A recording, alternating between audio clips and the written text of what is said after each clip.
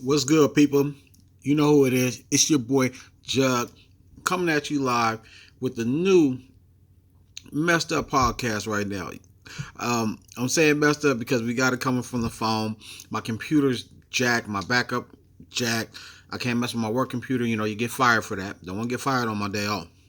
But let's get into the business, man. Let's get a shout outs, man. Let's shout out to everybody from the grid, everybody from the NBL, all the admin. Everybody put in work to make the league grow. You know, our community is great. I also want to shout out a few of the haters. You know what I'm saying? Everybody who's hating out there, you know what? We love y'all. We love y'all. You know, keep watching the videos. Keep talking. All right. Hey, if anybody out there want to support, make sure you drop a like. Make sure you subscribe. You know, it's your boy Jug, man. I gotta keep putting in this work. You know what I'm saying? It's a lot of work to get into that NBL, and we top five out here. Let's do it. Okay, not officially, but you know, I'm always call myself top five. Let's do it. Um, so we're coming with a quick little update. Right now, a lot of time has flown. We had the holidays, we had everything going on. My computer going down. I couldn't really just fit the bill to go buy a new one. So, you know, literally it was get my kids some presents or take some of the joints back and get me a new computer. Had to do the dad thing, had to do the right thing, you know what I'm saying? If you got kids, you know what I'm talking about. You don't do your kids dirty. Never, ever, ever, ever, ever. You know what I'm saying? We do this for them. You know what I'm saying? I live for them, you know? Let's just say it like this. Um, Essentially, you know what I'm saying? We're looking at it. It's week 16 all of a sudden, people. Time flew. Like, phew, we were getting in games during the time of holiday season, man, and it was crazy. I didn't expect us to play this much.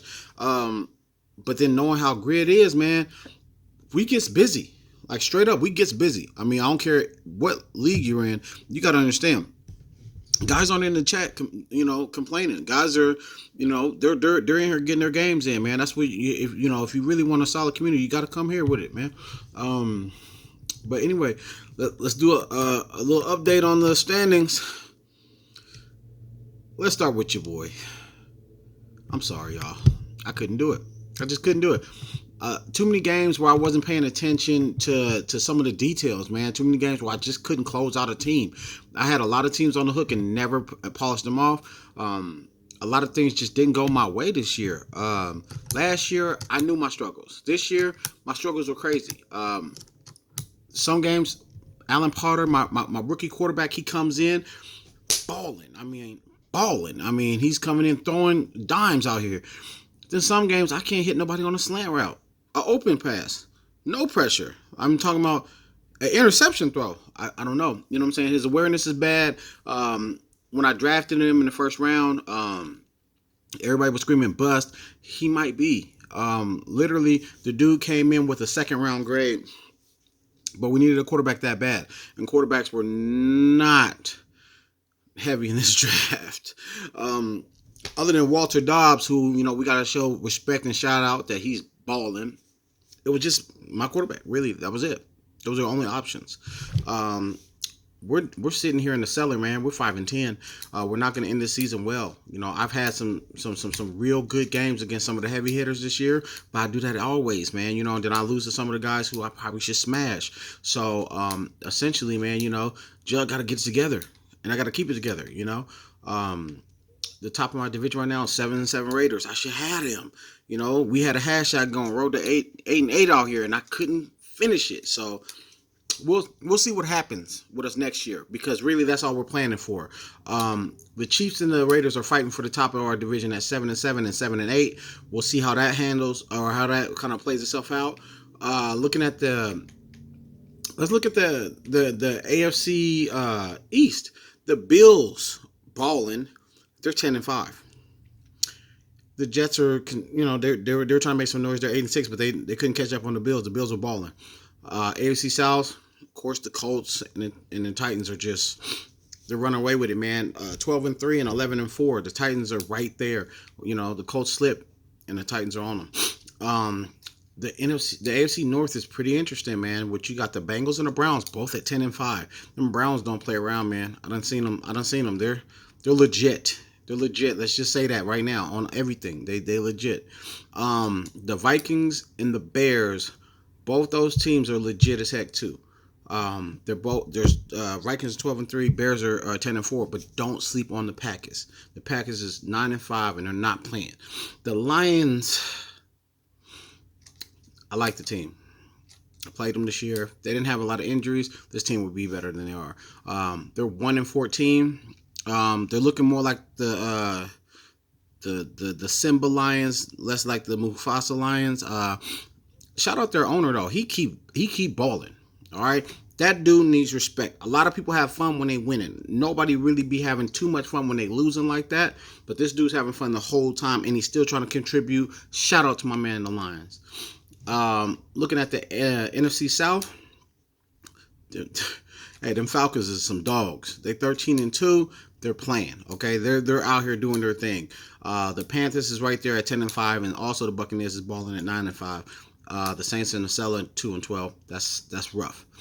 Going over to the NFC Beast, you got the Cowboys. That's the last time I'm calling them Cowboys on my podcast. On my podcast, they are the Cowgirls, and I don't hear nothing. Okay, I love the owner, but I don't love the owner because the owner's now changed. So the Cowgirls are 9-5. The Eagles is 7-7. Followed by the Redskins and Mr. October and the Giants at 6-9.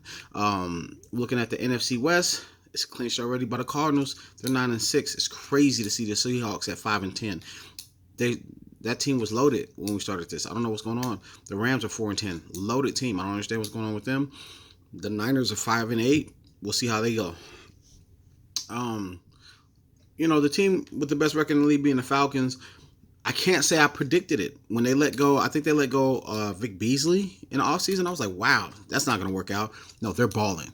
Yo, they're balling. Off the cuff. These dudes is really doing their thing.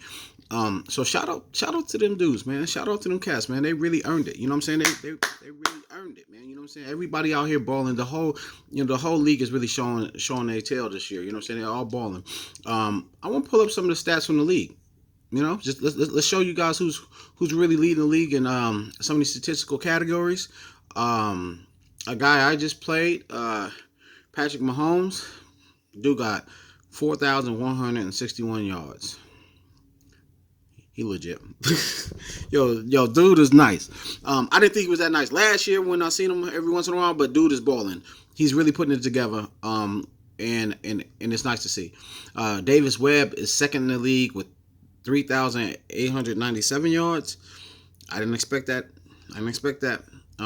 Followed by Matt Ryan and Cam Newton. Those guys are usual suspects. Yeah, you can expect them up there. But that's crazy. League leader in touchdown throws, Patrick Mahomes. But you want to know what's crazy?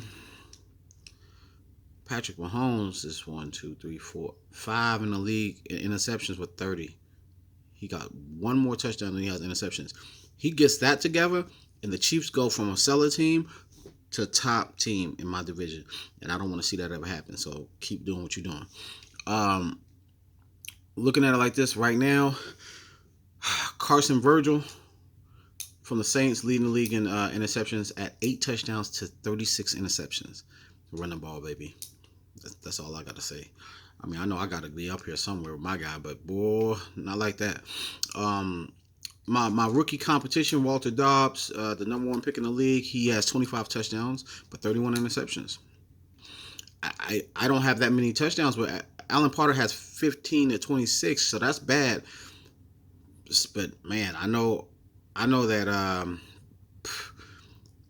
that Walter Dobbs line in New England is crazy. Like, I think that line should be better than it is. So I don't know. We'll see. Let's go over the rushing yards. Let's get to what I like to see. Guys pounding that rock. David Johnson, a guy I can't wait to see next year in the NFL get well. That dude's leading the league with 1,652 yards. Beautiful. 9.5 yards a carry. Come on. Dude's hard to stop. And he's leading the league in touchdowns with 22. The second place is 14. And that's Marshawn Lynch, who went back to Buffalo. So that's crazy, right? Let's go ahead and let's look into the receiving yards. Receiving yards is tough. Because I've had guys have 151 game and 14 the next. I don't get it. It's my system. It's broken. But Chris Conley, he has 1,400 38 yards. I don't know what he did against us, but it didn't seem like that much. He didn't ball out on us like that. Second place, Russell Spears from the Panthers, a guy who's in the second year from Ohio State. He's a baller. The guy's a baller. Julio Jones was right up there with 1,134 yards. Let's pull up the touchdown leader. I believe it's Dez Bryant from the Cowgirls with 11, followed by Jakeem Grant. That kid fast. And then Paul Richardson, another fast guy. But trust me, speed don't kill like your league. If you're not from the grid or the NBL, we don't do the speed kill things here. Okay? We do run routes that work, and we do have good route runners that end up there. So don't think that it's all speed kill. We're not running a bunch of 4 verts or nothing crazy like that. Now let's look into the defensive side of the ball. I'm just gonna go over sacks and interceptions.